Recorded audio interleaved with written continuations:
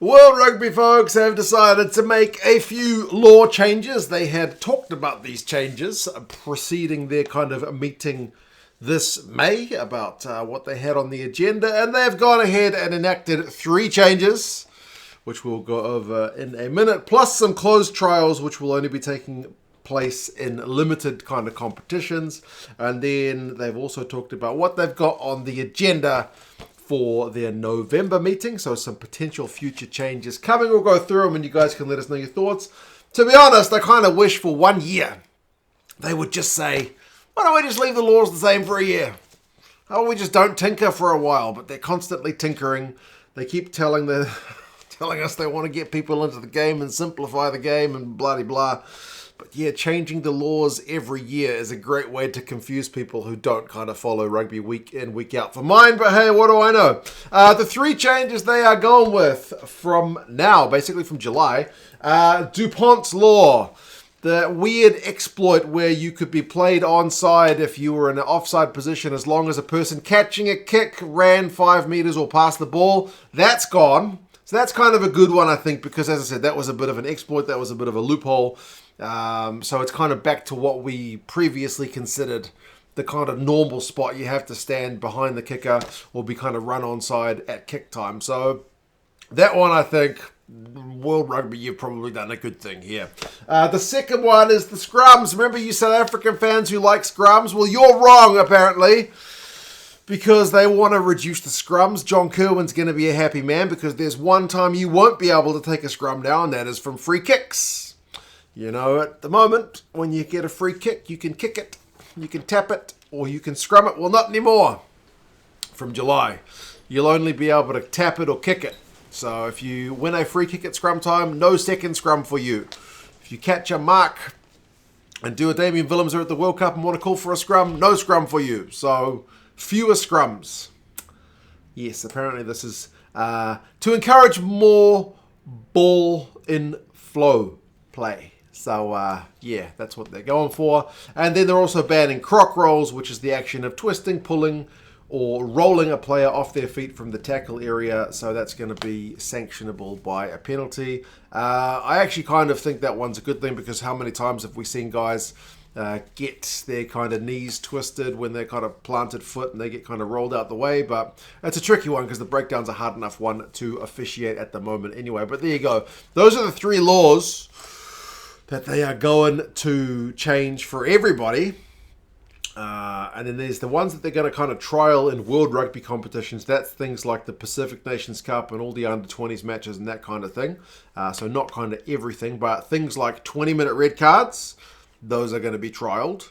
I've already talked about those in the past. 30-second shot clock for scrum and line out, and 60 seconds for a conversion, so 30 seconds quicker for that final kick. So trying to get things moving at kind of dead ball time. They're going to make mauls only have 1 use it call. After use it once, then you kind of have to use it. There's no more use it twice, so they're kind of working on the maul. And they're also going to make it that if you don't contest the line out, the other team can throw it not straight. So you have to contest for the line out to have to be straight. If it's not contested and they throw it crooked, it's not going to matter. So those are kind of limited competitions. You will see some of these being trialed. Now, all of these law changes are designed to basically attract fans to the game and speed things up. But it's such a weird one because personally, I haven't heard many people complaining about these things. I've heard the guys on the Breakdown, New Zealand's kind of punditry show, complain about some of these, sure enough. But like in terms of running into people who I would consider to be their kind of target audience in terms of people who are a bit interested in rugby, don't really follow much club rugby, will watch the World Cup, maybe watch like the Six Nations or the Rugby Championship, watch international games, like the kind of core casual audience that they are targeting. Like most of these things, I haven't heard people complain about. People haven't kind of said to me, hey Mark, I know you're a big rugby guy. Like I'd love to get into the game more, but jeepers, there's, scrums at free kicks. Geez, they're awful. People don't usually complain to, some people don't like scrums, but genuinely, from my kind of anecdotal first-hand interactions, I haven't had people say scrums are the problem. TMO, yes, genuinely at the last World Cup, when I was getting messages from people who I hadn't heard from years, talking to me because they know I like rugby, TMO was the number one thing they were like, I'm sick of the bloody TMO. So many stoppages. I don't like the TMO. But everything else, I honestly, I honestly didn't hear, I didn't hear people saying there's too much kicking. I didn't hear people saying there's too much scrummaging. Sometimes people were a bit confused about the laws. And as I said, all the constant law changes don't help that. But then also, the TMO, if I had to say one main theme, that would have been it. Now, what they've got on the agenda for November is TMO. They are looking at determining the optimal remit for the TMO protocol. So, what's the minimum requirement that has to be met for a TMO to intervene? Personally, I would like to see that pretty high. I don't want the TMO intervening on all the little things because that creates so many stoppages in the game. Personally, I would rather the TMO be there to stop absolute howlers at kind of, try time, tries that aren't tries, being chalked off, egregious foul play, that kind of stuff. But when there was a marginal forward pass 2 phases ago, which didn't even lead to a try, and the TMO is buzzing to call it back, I don't need that kind of stuff, personally. They're also looking at the number of replacements on the bench. Some of this kind of feels a little bit anti-Rassie and anti-Springbok because, with the kind of calling for a scrum from a free kick and the creative use of the bench has been kind of one of Rassie's kind of particular fortes. But yes, they want to examine the research on fatigue and the number of replacements on the field to determine options that might create more space on the field whilst improving injury rates. So I read that to be fewer replacements, more tired bodies.